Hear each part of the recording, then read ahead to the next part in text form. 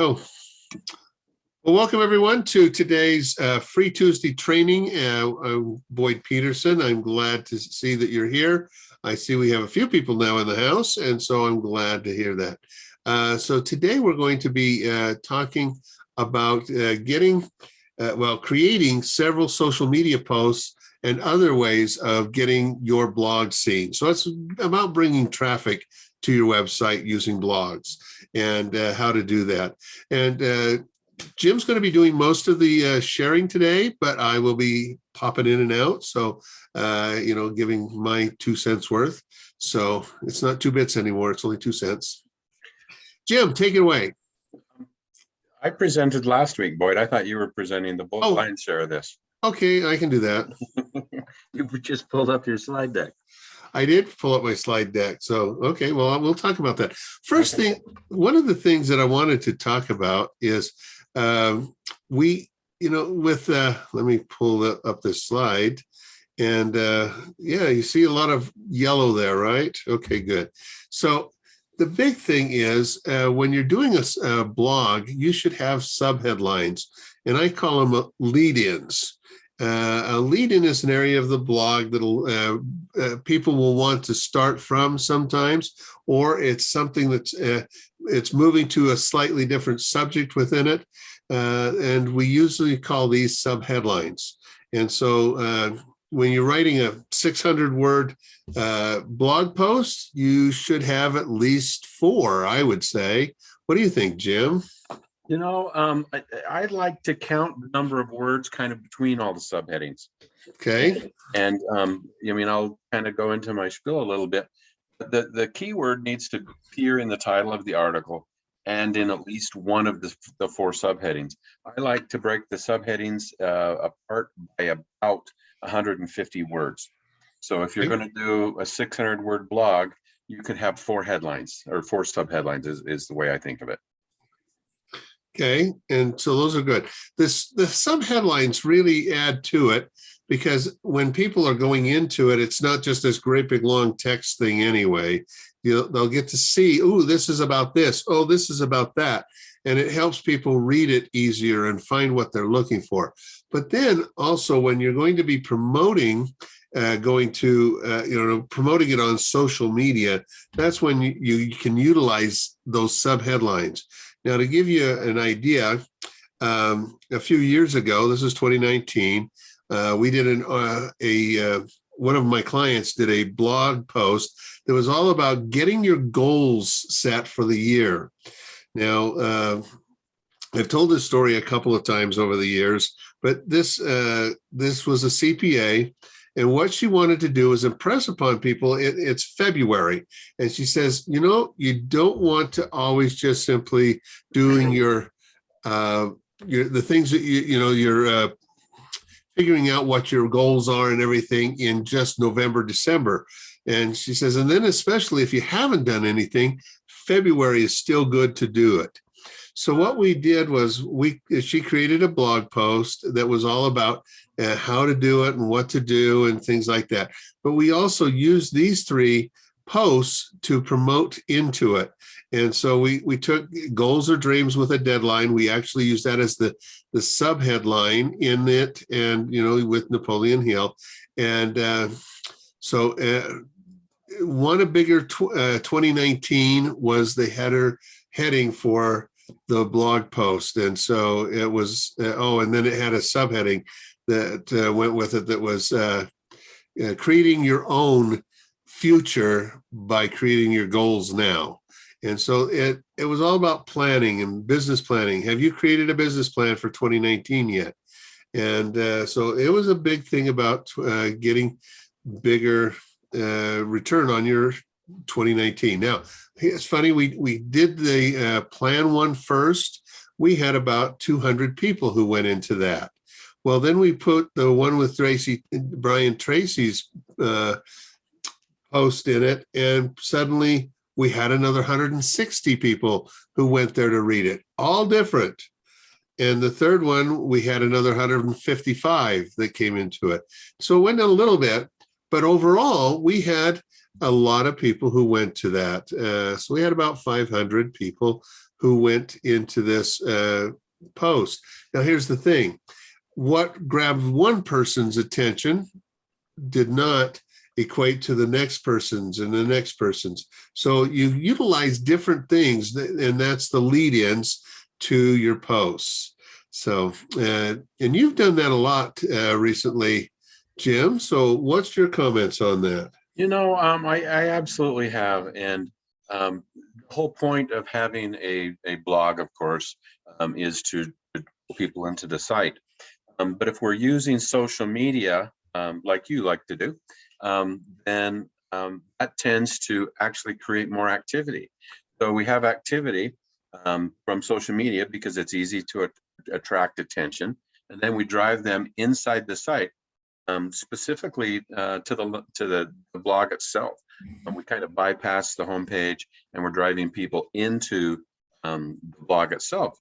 I've actually got a blog up. If I can share my screen for a second. Go ahead. Okay. Hang on.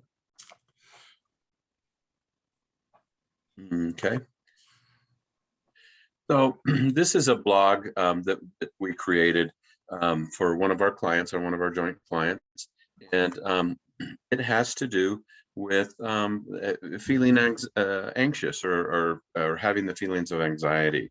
And so obviously, if you look at the headline, what having anxiety feels like, and then it goes into what having anxiety feels like, and then there's, the reason I pulled this up specifically was so that you could see the number of words between each headline. So the words between each headline are important. And then what I want to do is, if I can, I need to pull this down a little bit.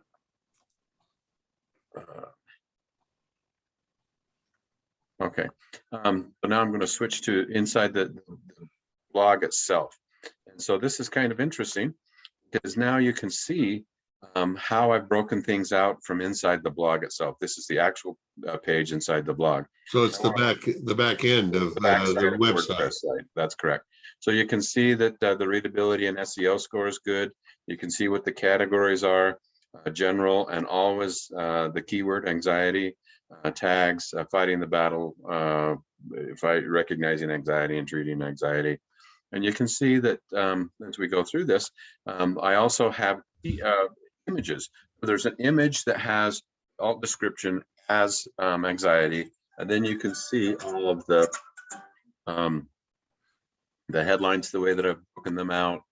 And this is actually this blog we're looking at right now. I'll go back to the top of it. So you can see that I have an anxious looking person having anxiety being the keyword, and you can see how it looks from the front side of the WordPress Words website. That's the blog that we posted recently for Wake Up Sense about their being anxious or anxiety. So there's kind of a cool circle, if you'll think of it, and I like to think in circles. But we have this website. We have a social media post about this website. There's I believe if it's not there, it's coming soon.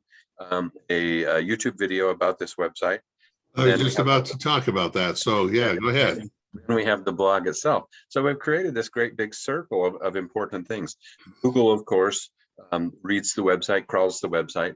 Also look at the Facebook post that you're going to talk about in a second. And then they actually see the social media post, and then they come back. So we've got this great big circle of important things talking about anxiety. But it's not just like posting a post about anxiety and then all of a sudden everybody loves it. It's all of those things working together. It's the including the social media post. And social media, I'm going to include YouTube as part of the social media post. If you post something on Facebook and on social media, YouTube, then we can draw more attention to the word anxiety or the keywords that we're using for this article. So that's kind of how we collectively bring people to the site, do the social media post, and of course, we want them to read the Facebook post. So we mentioned both social media and YouTube. YouTube is part of social media. And so one of the things we've done is we've had them, had the person who wrote this, he has recorded that. And this afternoon after this, I'm going to be posting it up on this blog post. So now you've got a video people can watch, and the video is just simply what he wrote, or, you know, what he wrote right there. So it really works well when you do something like that. You want to promote when you have something like this as much as you can. Now, let me tell you, using YouTube, you can do a lot with it. And that's one of the things we're going to be doing. And so we're going to be talking about different varieties of anxiety in in what we promote in YouTube, because YouTube is the second largest search engine, couldn't think of search, after Google, and Google of course owns it. And so by putting this video on there about it is going to really help. And so one of the other things I was going to show, I'm going to quickly share with you one of my other pages here. And you can see, now this is a Facebook page. You can see here that we've got a video about, are you looking for freedom from anxiety and depression? And it's just a basic thing. And it does a really good job at describing that.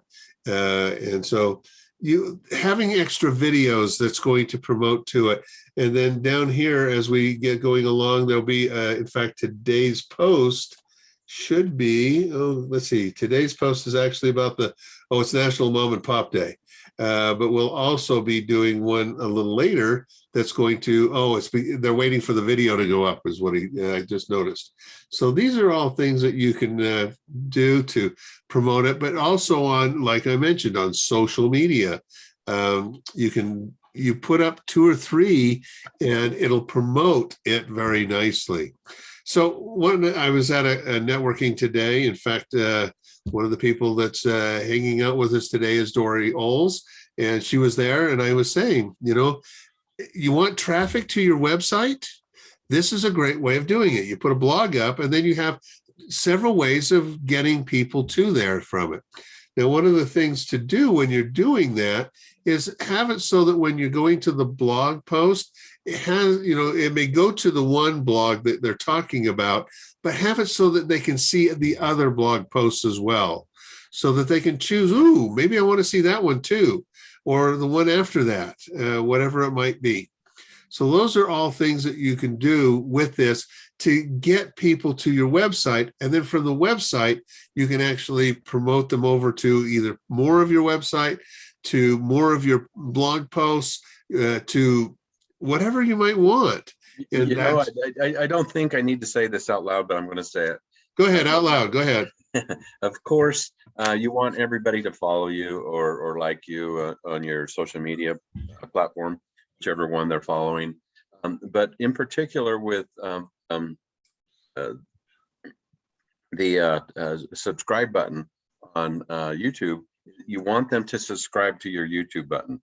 That way, every time that you write a new post or you post a new video, whatever, then you're going to get a notification that you just posted a new video. So it's a great methodology. Put that right in your graphic that says, subscribe to my page, and then you're going to get more followers and it'll grow followers. You might actually alternate between subscribe to my page and share this with a friend.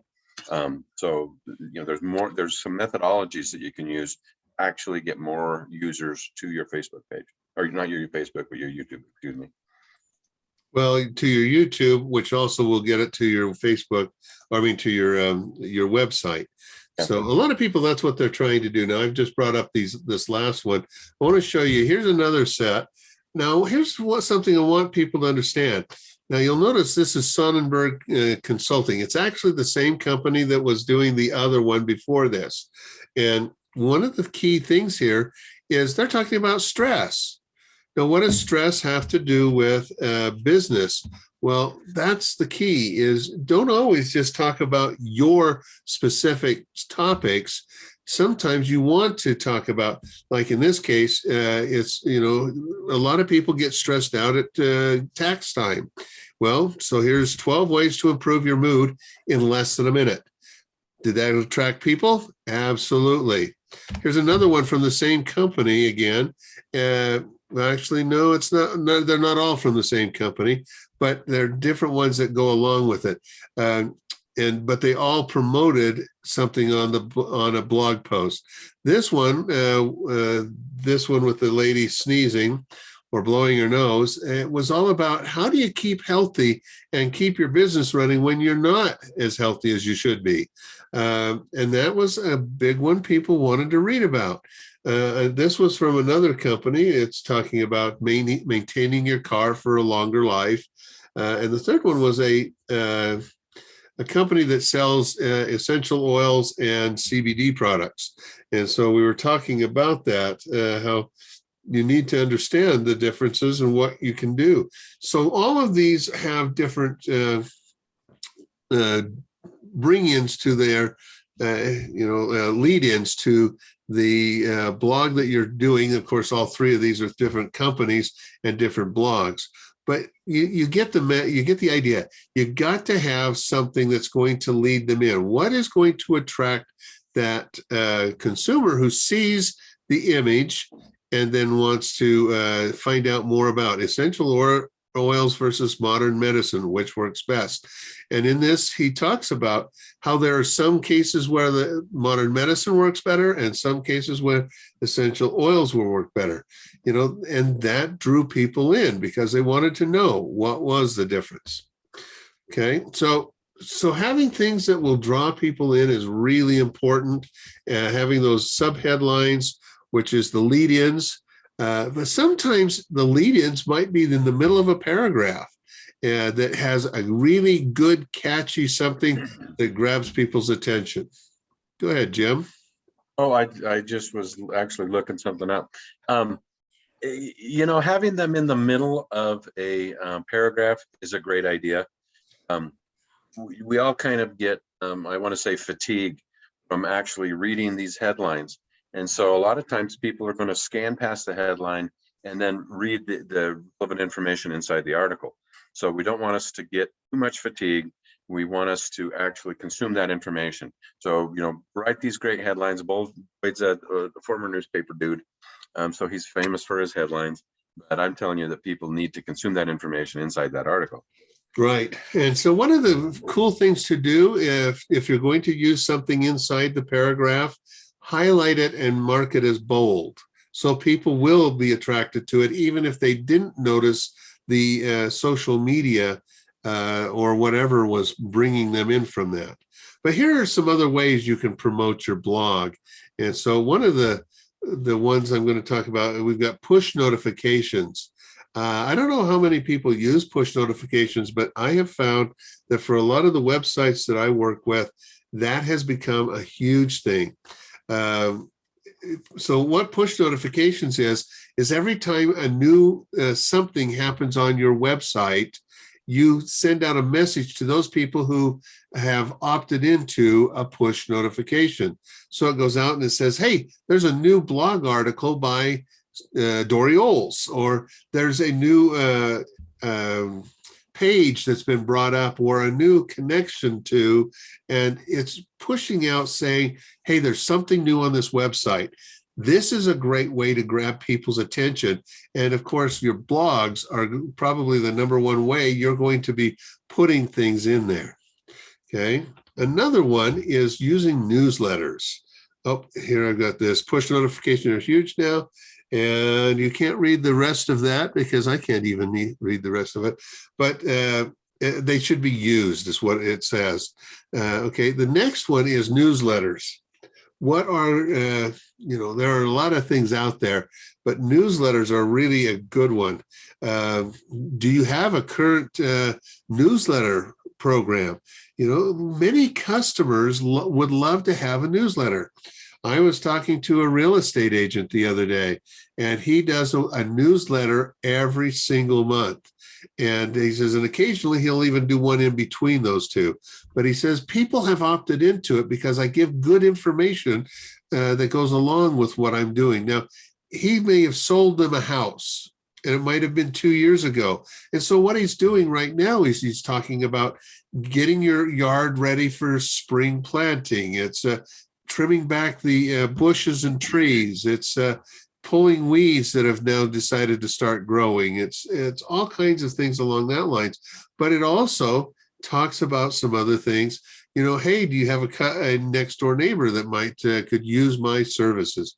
It's reminding them too. But then, You know, Boyd, yes. we actually, you don't even know this yet, but we have a new real estate client. Oh, good. And my point is that we spoke specifically about a newsletter and promoting his newsletter and having parts of that go out to the specific groups of his users. And so if they just bought a new house, then you don't want to talk to them about something like interest rates. And so you might actually want to divide your group into two. Prospective clients are concerned about interest rates and the inventory on the market and how fast we're building and how fast we're growing. And then another group that you're just maintaining the relationship with. A relationship, you know, they might not buy another house for 8 or 10 years, but if you've been communicating with them all that long and you've taught them how to, you know, get rid of their weeds and get rid of their bugs and get rid of their, or keep their lawn clean or whatever, or make their you know, snotty neighbors move or something, then you know you've got those two different groups that you're speaking to, and realtors are a great, you know, there's a great divide there between the prospective clients and old clients who use our clients that use your services. Now, one of the big things is with a newsletter, utilize tips and tricks in it. And then if you put a blog up that's talking about the landscaping or whatever it might be, that's the big article for you, put it on your website. So it draws people to your website, and then give them the first paragraph or two, and then say, continue reading here, and have it so it's a live link that connects to your website. This is, you know, a great way to get people to a blog post. And of course, it's getting them to where you can then show them all kinds of other things that maybe you want to show them, and invite them to invite friends. The next one is you can interview others. Now, people say, well, what does that have to do with anything? Let me tell you, people like when you are going to interview somebody else that, you know, maybe they're competitors, maybe they're just somebody in the field. So let's go back to the real estate agent.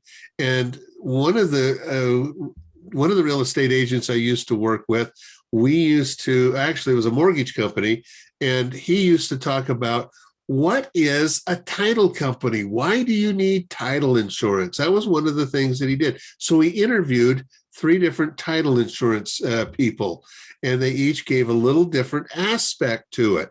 And each of them had horror stories when they didn't have their everything in place. And so now it's required by law, or by mortgage companies. But, you know, that was a very good one. And that interview became a blog post as well. And so you push them to that interview again, and that works well. Another one that you can use to promote your blog is a contest. And some people say, well, how do you do a contest for a blog post? Let me tell you, there are ways of doing it. And so if you want more information about that one, then let's sit down and I'll tell you some ways contests work and how it can work for you. And it depends on your industry too. Go ahead, Jim. I was going to say, I want to, I'm curious, are you recommending running the contests through social media about people that visit the blog, or? It can be done in several different ways. So depending on what you're trying to do. So we did well, I'll give you an example. We did a program where we were looking to get more people going to our blog posts. And so we did a contest.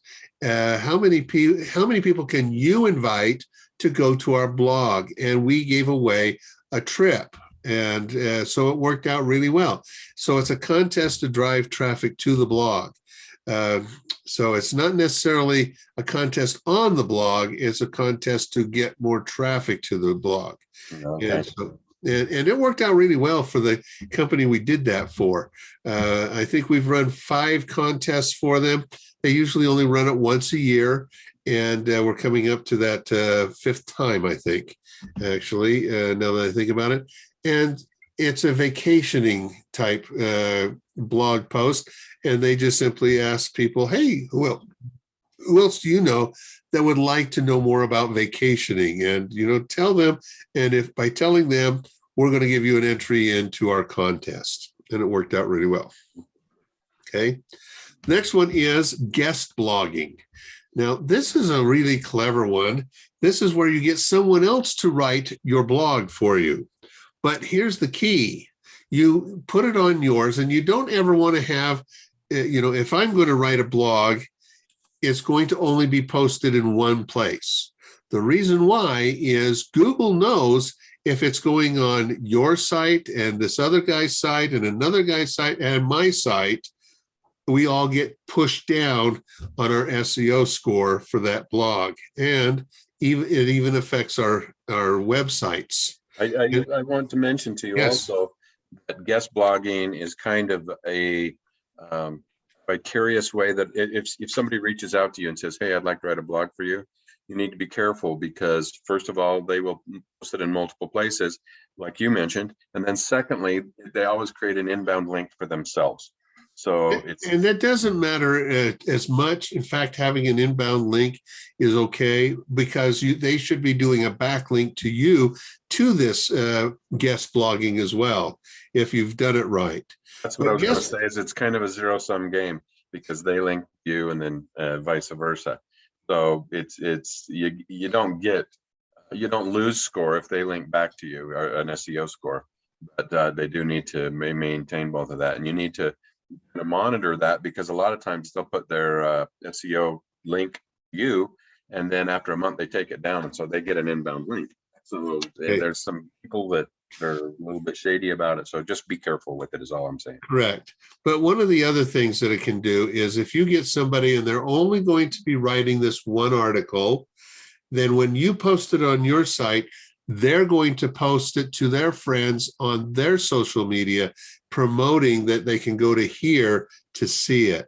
So one of the best things that can help you is it allows you to cross promote with one another, but it's you share or them sharing their customers with your blog. And maybe they have their customers or clients are going to want to read more of your blogs, and pretty soon you've picked up additional people. But you do have to be careful. There are some people who are, they always find a way around, you doing it the proper way, and that's one of them. So yes, be careful with that. Next one is press releases, and that's my last one here on my list. And Jim, you've done a few of these where you have a blog that then you promote it using a press release. Tell us about that. Absolutely. So press releases are we frequently refer to as a soft link, and they're hugely beneficial. They generally come from somebody that's authoritative. I'm going to say, this is a terrible example, but I'll use it. If you have a client that's a farmer, you might post that blog in the Nebraska Times or the, some farming magazine. But we have a methodology that we use where we send the blog content out to about 400 to 600 newspapers. And what we do is we'll write it in sort of a press release content form. It's the same information. It has links to the blog itself. We send that out, and then usually, if we send out 400, maybe 200 or 250, we'll actually pick up that post and then post that in their paper. The reason it's called a soft link is because that link expires over a period of time. Usually it's somewhere between 8 and 10 months. The newspaper posts that blog or the link to that blog, and then they take that down after, say, 8 months. So it has a certain amount of longevity. It won't be up there forever, but it is a great way to get attention to your blog. And it's a cool way of doing it. You know, I used to run the community newspapers, and we would have people who would send in something that was specific to our community, and we would love to run them. So you got to, if you've got it done right, and it's the right type of article, you can get a lot of traffic to your website, specifically to your blog. Again, when you have a blog, make sure you have ways that they can connect into the rest of your website, things that are going to attract them somewhere else, because that gives you that opportunity to have them hang around on your site and check out other pages. But if it's only going to just that website or that blog and you have nothing else on there, it's not as good. And so you got to pay attention to how you want to do that. Okay. So what's your big takeaway from this, Jim? My big takeaway is actually using social media to attract attention to your blog. You know, when you mention this, you know, we always have a conversation, you know, a month or two before we actually publish these, but it was kind of a foreign concept to me. I kind of always thought of it backwards than you had, and it was a great idea to use social media to attract attention to your blog instead of using your blog to attract attention to everything else that you do. So it's kind of fun and exciting to think backwards that you know, you can use social media for a lot of other things. You know, putting up a blog on your website is one of the best ways to make sure you have fresh content on your website, so that Google will give you the traffic that they can give you. But one of the best things you can do is using social media, which you're going to be updating lots more often than your blog posts. That's a great way to drive more traffic there. And when they see traffic coming to your site, they don't care where it's coming from, although they keep track of where it's coming from, but it doesn't matter as much as you're getting traffic. You're getting people reading that article, and then Google will put that article up higher as well. And pretty soon you've got people coming from all over different directions. You know, so, the Google thinks of things, and I just want to throw this out there in terms of importance. And if you're getting traffic, you're getting more traffic, you're getting additional traffic than your last blog, and that tells them that you actually are relevant. And so they want to give you more traffic. It's like, oh, everybody likes this, let's give him more and more traffic. So that's why Google looks at it that way. It looks at the traffic, looks at the patterns, and sees that you're growing in relevance and velocity. Yep. So those are things to consider, and easy ways to promote your blog. You know, and some of these that I gave you are not necessarily for social media, but a lot of them are. And so consider those things, that you can promote your blog that way, and also make sure that your website is set up in such a way that it helps you build your business. I was going to show you one.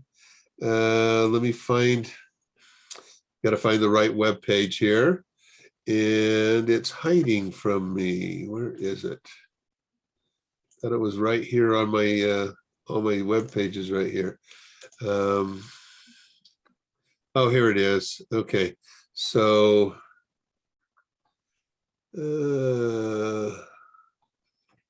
well, okay. So let me. Oh, there it is. Okay, I got it.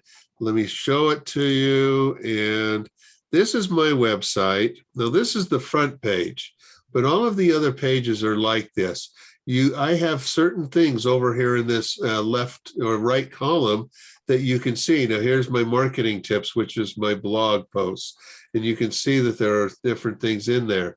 But when I bring people to it, if it's on one of my blog posts, let's go to one of them real quick, Master Your Social Media. And when it brings it up, notice it still has a lot of the information over here. So webinars and seminars, it has marketing tips. So it's back to having so it gives you ways to keep people there on your site. And that is what's so important. Webinars and seminars is a big thing for us. and it's promoting, taking them to go right here to this seminars tab. But when they get there, also look what else there is. They can see social media specific, reputation specific, website specific, digital marketing. Oh, here's resources. And when you go into any one of these, even Academy, that's going to attract more attention to it. So this actually has brought me more business to this. So those are great things to do. And it's all about getting the right things to blog about. And I don't call it a blog, by the way. That's one of the things that I don't like people when they use blog, because you get 35% more traffic if you don't call it a blog, because people think blogs are something that'll last forever. And yeah, sometimes they are. But the thing is they think, oh, well, I don't need to go to it right now. Where if they think it's an article that'll expire, then they're more interested in going today to see it. And that's another aspect you need to make sure. It's kind of a pet peeve of both of ours. You don't ever want to call it blog. Yeah. You know, like my blog on my website is SEO blog. So that you know that it's a blog, but it's about SEO. There's Right. other people that don't use the term blog at all. Mine is Boyd's Marketing Tips. Exactly. Yeah. So something like that is more compelling than using the word blog. I probably need to clean my site up a little bit. But you know, sometimes the word blog works okay for the certain things. SEO, I mean, to be honest, Jim and I are always going back and forth. He doesn't like social media. I don't like SEO. And so it works good to work together. But you know, SEO is one of those things that when you put SEO and blog together, they actually work well together. And so, you know, there are times when it does, but, you know, like I have a chiropractor and he uses the term, the spinal column, and column meaning his articles. Yep. And and it has driven a lot of traffic to his website because it's a clever name. And people love to go there to see what he's writing about the back today. And so those are some of our tips for today. They're all over the place, but it is mostly about using your blog to attract people to your website. And that blog can do great things for you. Okay. Thank you, everyone, for visiting with us today. Yep, thank you. Remember, this happens every Tuesday. We publish it at 2:15 to whenever we end, 2 o'clock or 3 o'clock to 3:15. But please invite your friends. Please come get this free information, and we're always glad to share it with you.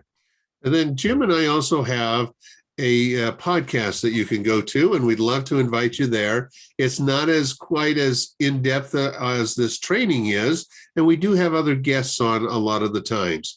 And so on Mondays, it's called the Entrepreneur Factory Podcast. And on Mondays, we talk about marketing. On Wednesdays, we're talking about taking an existing business to the next level. And on Fridays, we talk about entrepreneurship, whether it be starting a brand new business or building one that's a solopreneur. And so those are what we have, and we'd love to have you go there, send your friends there. And there's a lot of great information there because it's about training as well. And if you or anyone you know has a compelling story about any of those things, sales and marketing, building your business, or starting a new business, have them contact us. We'd like to maybe interview them. That's correct. Well, thank you again. Thank you.